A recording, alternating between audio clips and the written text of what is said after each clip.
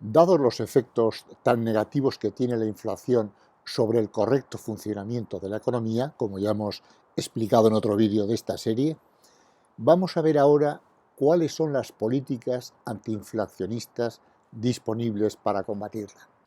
¿Cómo se combate la inflación? Vamos a ver las políticas antiinflacionistas, dependiendo de las diferentes causas o los diagnósticos de la inflación. Podríamos hablar de política de demanda, si la inflación era inflación de demanda, que era una demanda agregada muy por encima de la oferta disponible, con lo cual habría que ajustar esa demanda con políticas adecuadas, regulando el ciclo.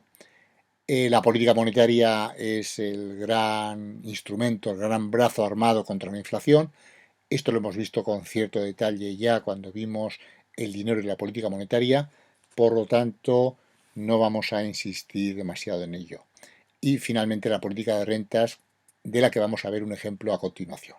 Sobre el uso de la política monetaria como política antiinflacionista, debemos hacer alguna consideración respecto a la llamada situación de trampa de liquidez. Vemos el mercado monetario con su curva de demanda de dinero, llamada usualmente curva de preferencia de liquidez cuando vimos este tema, pues el público decide en cada momento cuánta parte de su riqueza la tiene colocada de forma líquida, es decir, en efectivo o en cuentas corrientes. Así, a medida que bajan los tipos de interés, aumenta la cantidad de dinero en manos del público. Además, al ir bajando los tipos, es más barato para los hogares y las empresas pedir prestado, con lo que se reactiva la actividad, aumenta el consumo y la inversión. Pero al llegar al punto 2, ya son casi cero los tipos. Ya no pueden bajar más y la política monetaria convencional ya no tiene armas. La convencional es la de ir bajando los tipos de interés progresivamente, pero ya son cero.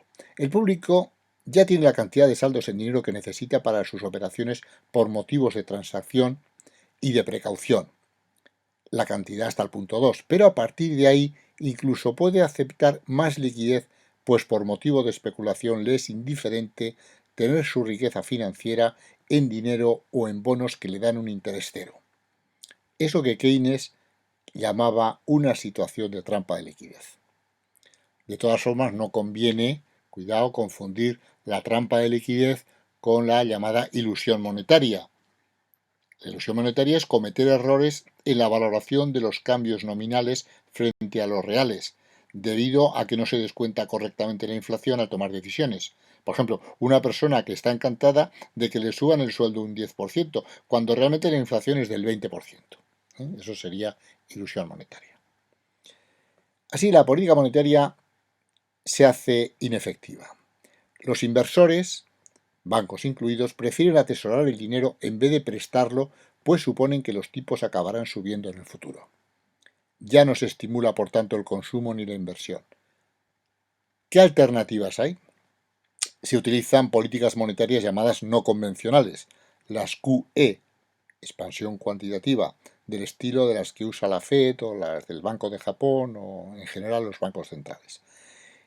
¿Qué hacen? Pues inyectar liquidez masiva en los mercados monetarios a través de la compra abultada de bonos, sobre todo del Estado, pero pueden ser incluso bonos emitidos por las empresas.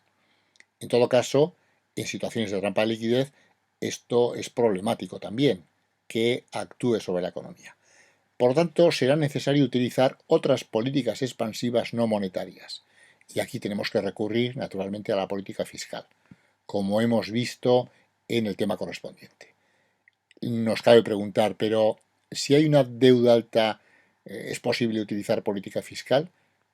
Este es otro de los retos que tiene la política económica en estas situaciones. Dejamos de forma habitual pausa y play para poder repasar esto con más calma.